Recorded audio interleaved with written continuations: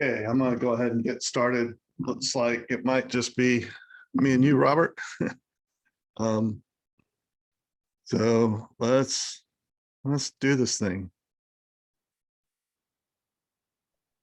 Yep. Cool. Let's see.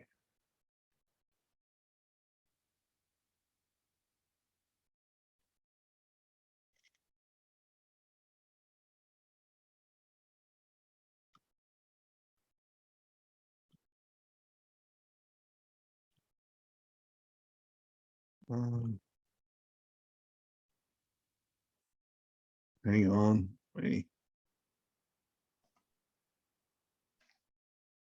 You good? We're just having a snack. Trail mix. There we go. Got it.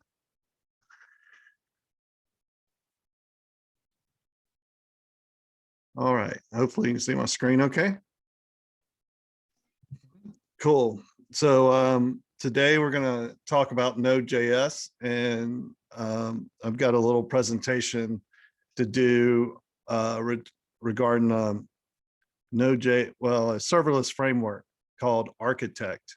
And but before that, I want to get into some announcements. Mark your calendar for May 27th.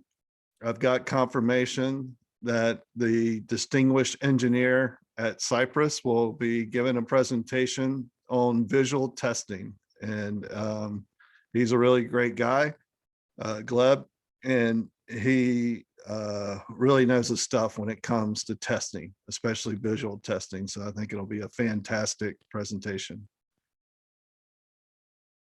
Node version 16 was released this week, and just some highlights. It includes the new V8 9.0. It also includes stable timers promises. Basically, you can call set timeout with an await, and it will kind of yield your program. So that's pretty cool. And then the Web Crypto API, they released an experimental cut of that. And you know, Node has had crypto in it for a long time, not the money crypto, but the encryption crypto. And they're moving their API to be consistent with the web, which is really cool, because that means you can write, you know, your crypto libraries and have them be compatible for both the web and for the server or Node. And then probably if you have a M1 Mac, this would be pretty exciting, but the pre-built Node.js has started shipping pre-built binaries for, specifically for the M1 architecture, which before you would have to kind of build your own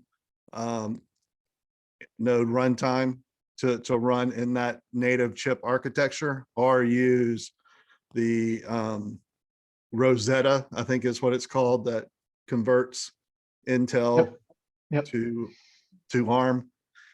So that's really cool. If you have the blazingly fast computers, now you can just pull the Node binary down and run it. I got a question for you real quick. Sure. Something in my mind is telling me that the even releases for Node are the like official major long-term ones, and the odd ones are dev. Is that right?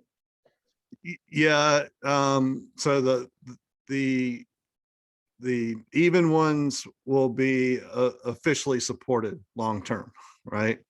And the odd ones are really meant for them to introduce new features, and essentially it's pretty much as you said. So when an even version is cut, basically all the features that were introduced in the odd one becomes quote supported, right?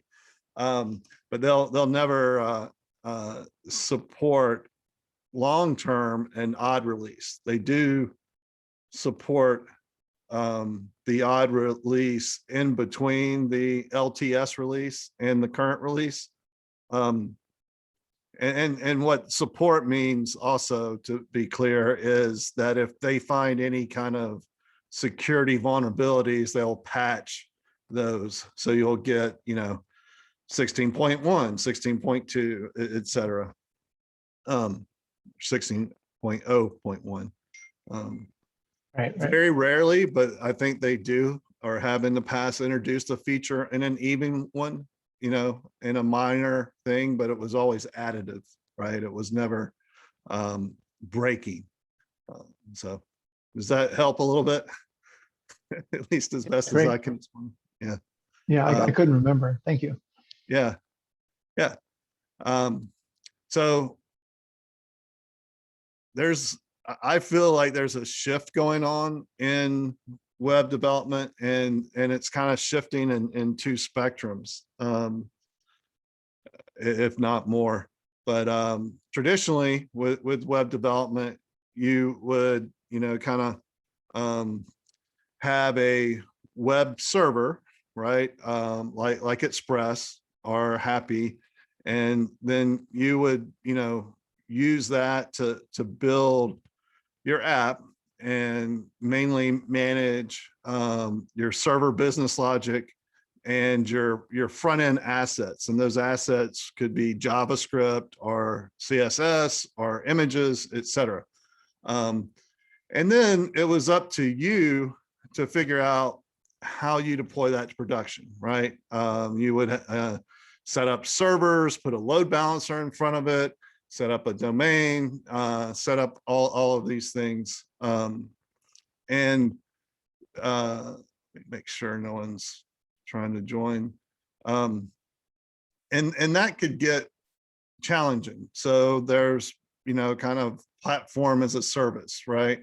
Platform as a service gives you a little bit easier ramp to come on board. Okay, cool. Just looking at my participants. So platform as a service with Heroku, right? You could do a git push and deploy. And there's other platform as a services out there that do great. And then there's kind of Docker, which allowed you to essentially define what your environment would be. And then you could ship that as an image, and then any container runtime would run exactly that image. And then there's also serverless, and serverless basically, tries to abstract everything away and give you a single function. In terms of web development, that single function is an endpoint. So if I say list, get widgets, then that would point to a function, and that whole function is wrapped around a scalable process. So it would have the kind of API gateway and a way to run multiple image servers, if you will, per a maximum amount of requests. So you get, you don't have to think about load balancers. You don't have to think about what size server should I need to use. You can just say, I need X amount of memory and X amount of compute power.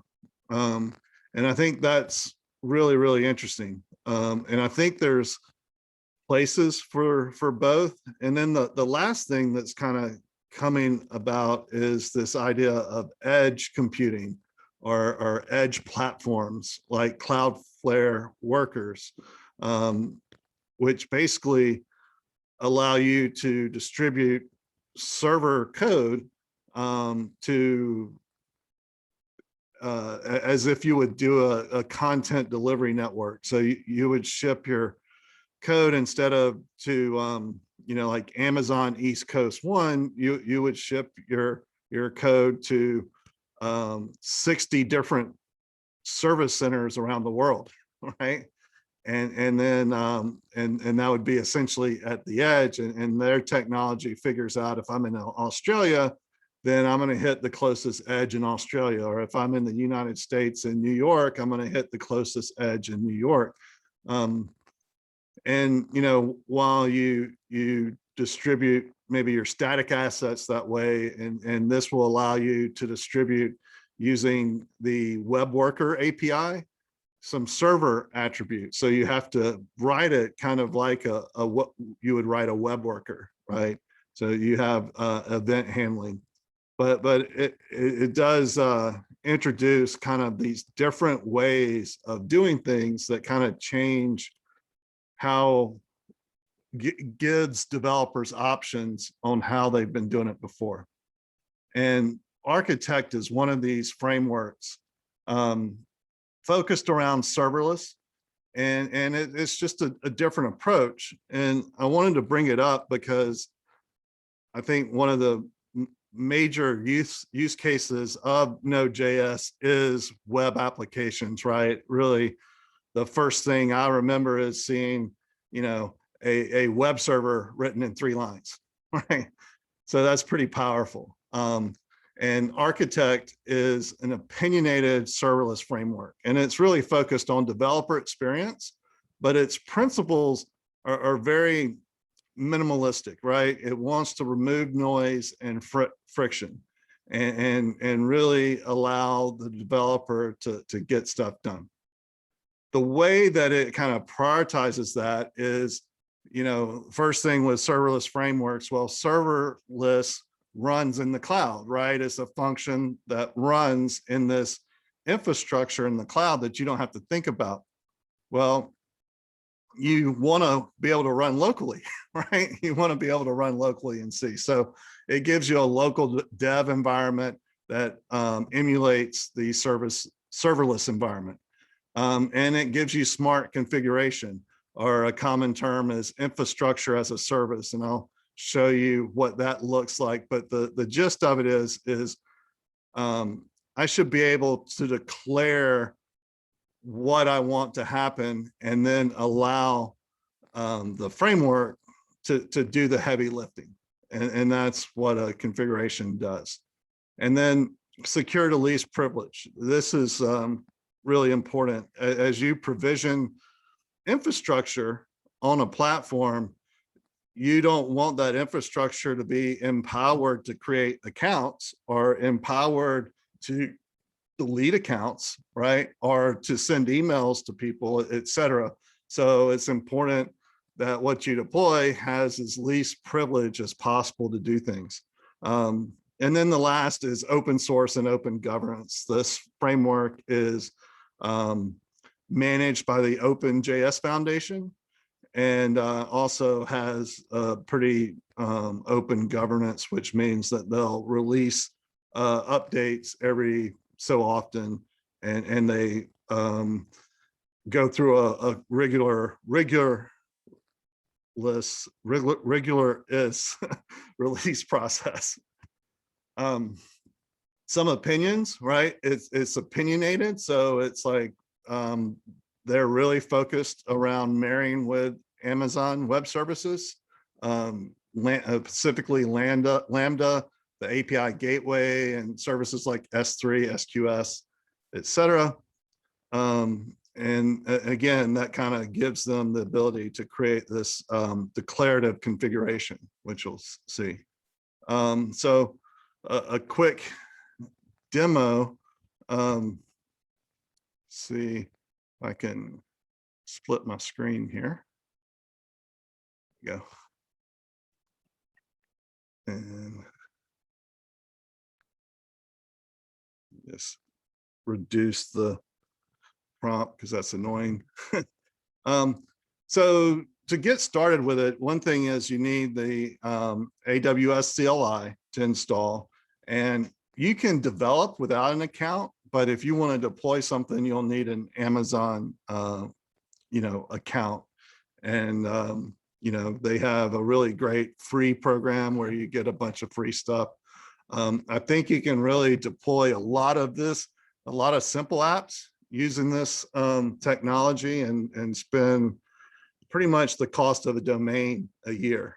So you can deploy stuff without spending a lot of money, which is also kind of cool. So the first thing you would do is npm install at architect/architect, and that's installing the little CLI. And what's basically, it's got all the bits you need to manage your project. It's got an init command. It's got a sandbox command. So let's go ahead and do arc init, and that's just gonna init this directory and create a app.arc file. If I go into the app.arc file, this is your configuration file. So right now I've got a name for my app, and I can give it any name I want here. It's called Sandbox. Let's call it CHSJS, right? And then I've got this HTTP line. And in that, I can specify my endpoints. So I can do get root, post root, or I can say post widgets. And I could say put widgets ID. So I can basically define my routes similar to how I would define them in Express. And it's gonna basically take that configuration, and I can exit out and just run arc init again. And it's actually going to create stubs for each one of those endpoints. And each one will be in a separate folder, because when you deploy this to AWS, it is actually a separate Lambda for each one. So each one of your endpoints is really like its own kind of app, and serverless architect is just basically giving you a way to manage those. So here, if we list our source directory, we can see HTTP, and we can see we've got 3 folders for each one, a folder for each. And we can run our local environment with just one command, maybe. Let's see, arc sandbox. And what that's going to do is start it up, and let's see if I can open it in preview. But it's just going to start up the server on port 3333. Takes a little bit to load. There we go. And so that's kind of the getting started endpoint. Let's look at that code really quickly.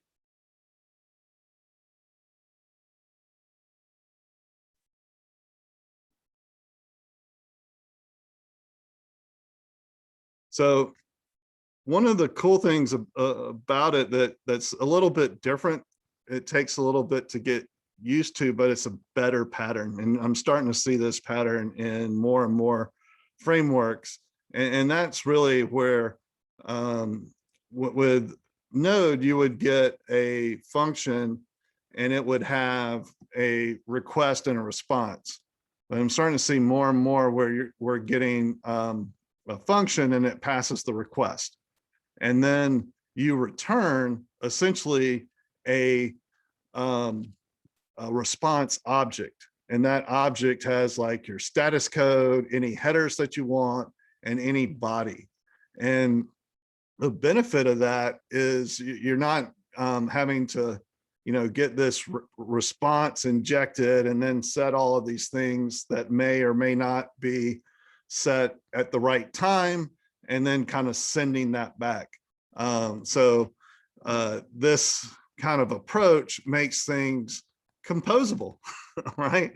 So I can have several functions, and then they can pass these response objects to their calling function, and it can tweak it and then just call it down the stack all the way to the response itself and pass it. So it makes it gives you kind of this compose approach to middleware versus kind of the stack approach to middleware.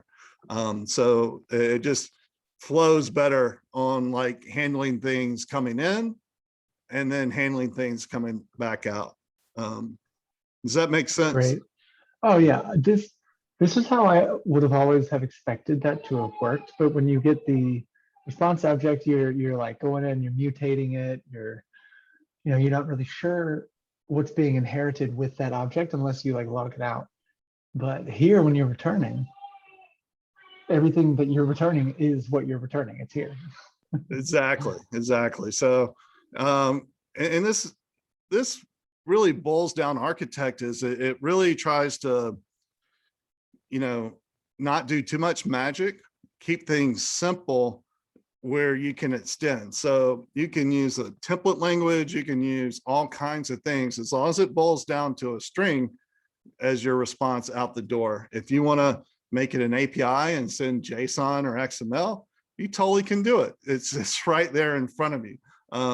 There's no like utilities you need to install are particular things. And anyway, I think this is kind of a breath of fresh air, to be honest with you. And just to show you that this works. So basically we just changed the response and now I really spun up the environment, and we go back now, we just get hello. So pretty simple, but it's always nice to see it really happen. And what's cool is you can go and into this open this app.arc file and add this endpoint and this endpoint. So it makes your endpoints declarative, and they map to particular directories. So that's really cool.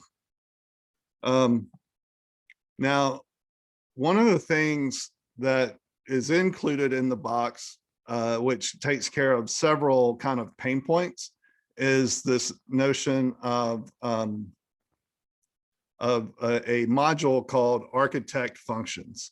And architect functions has a lot of bits in it, but it can basically make your public directory or any directory you find, and that will be your static directory. And so it makes it super easy to inject static assets.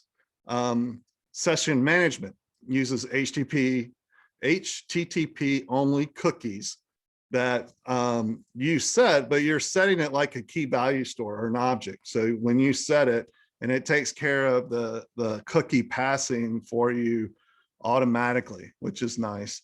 And then path parameters, you get request.params dot whatever, and query parameters request.query. And then the body parsing, it looks at the MIME type and figures it out and does the right thing with parsing. If it can, it drops it to raw text. So there's no middleware you have to install to do that. It just does it for you, which is kind of nice, but it's easy to override it as well. So when you get that request object, you still get all the bits that are coming from the request. These are just sugar enhancements on top. So if you want to, if you're like, well, you know what, I just don't like their body parser, I want to do my own body parsing, you're able to do that. And I like that approach a lot. And sharing code. There's two folders that you can create, and all of this is configurable. You can specify what folders to use, but the default or the convention is source/shared. And basically any code you put in that folder, all of your functions can pull it. And when you deploy, it's going to take that code and any of your global dependencies, and it's going to apply all of them using tree shaking to each folder. Because in Lambda, each folder has to have its own package JSON, its own node modules and all that. But this is really nice. You just put any code in your source shared folder, and then you can just require that in your function by this little helper. Show you an example. So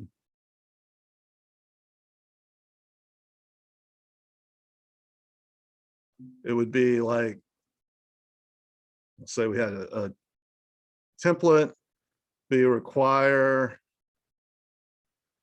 at architect/shared, and then whatever the name of your file is. So it would be like at architect/shared, and then whatever your file is in that directory. And essentially what they're doing is just copying those files into node modules at architect/shared, and you have access, and it's fully recursive. So it's really easy to follow and pretty easy to manage. But it pays off. So views is very similar, but it only shares the views folder if it's a GET request. So if you wanted to use shared views, you could do that. I actually use some views in the post request, so I just use shared, but it is there. And to deploy, all you need to do is type arc deploy, and it will push out. I think I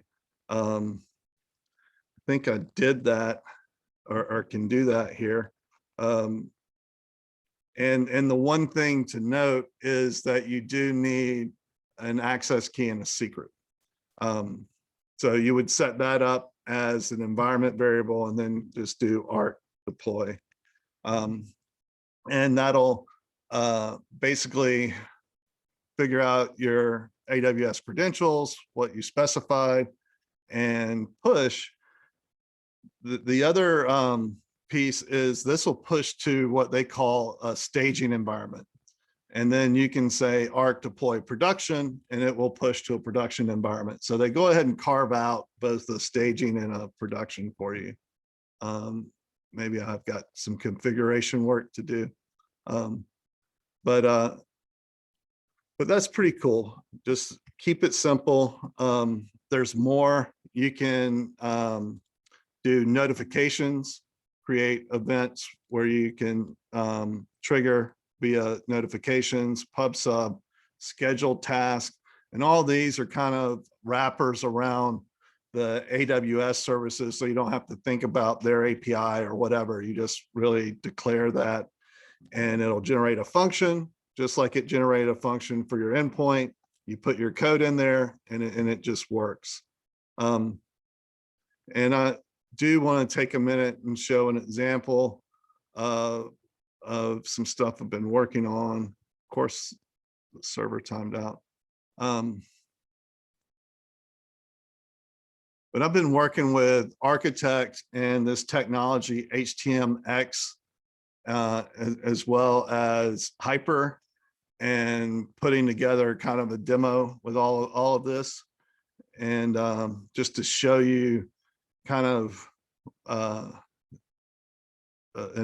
more rich example of how this kind of can come together in just a minute.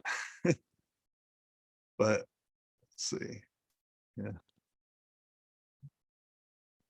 Cool. Okay. So here I've got like a public folder, and I've got a Tailwind file in there for my CSS. And I've got my app arc file, and you can see I've specified some auth endpoints and specified, kind of this CRUD notes application where I can create a note and edit it and save it, delete it, list it, etc. And all my source is in the source directory. I've got this shared directory where I have kind of lib and views. And my views are basically just like EJS files. It's called ETA. It's kind of the newer version of EJS. And they're just server-side templates, which is pretty cool. And then I've got like a little template module that basically pulls all of those in, and then I can just render them by saying render, you know, index or render notes, etc. And then if we look at like a particular endpoint, let's look at get auth. That's a good one. So with get auth, it's making a call out to GitHub OAuth. And actually, it's actually just returning a link to make the call, and then the user clicks that button. But you can see that, you know, using a function, get my request object, check some stuff, and then I return, you know, status code, headers, and body. And I've got my little template renderer guy here that takes a template name and some data. Slick. And then like when the auth comes back, it comes back to this login. And just to kind of show you, I got this request and I'm, you know, getting the query string parameter code. And then I set the session. So let's see, when I return this session property, and that sets a count into an HTTP only cookie. So now I've got my session set, and to log out, all I have to do is basically clear that session. So when I log out, I just send an empty object as my session, which is kind of nice. And yeah, so what's pretty cool about this, and you don't have to just use server-side templates. You can use React, you can use Angular, you can use Vue, Svelte, anything that you want to will work fine with Architect. But one of the things that I'm playing around with is this library called HTMX that basically gives you the declarative style of JavaScript. So the JavaScript's written for you that does all these common things, and you specialize it by just creating little HTML attributes. For example, if I go into, let's say, welcome.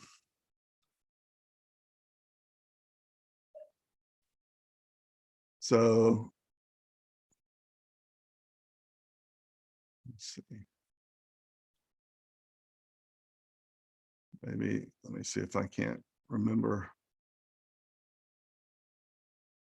Oh yeah, here's one. Okay, so this HX post will actually post to the logout and actually do a post on a button. So it's like, instead of having to write all that boilerplate code, you just do HX-post and give it an endpoint, and then it actually is looking for HTML coming back.